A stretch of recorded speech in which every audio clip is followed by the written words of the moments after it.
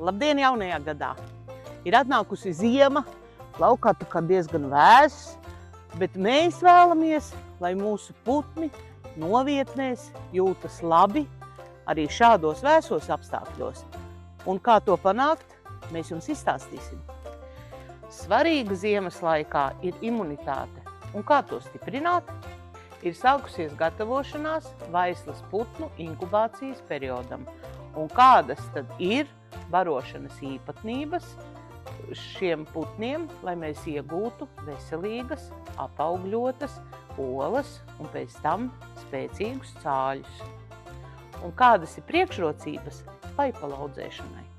Uz šiem un citiem jautājumiem meklēsim atbildes webinārā 20. janvārī. Kā tikt galā ar izaicinājumiem mājputniem ziemas periodā? Vairāk par webināru un pieteikšanos meklē aprakstā.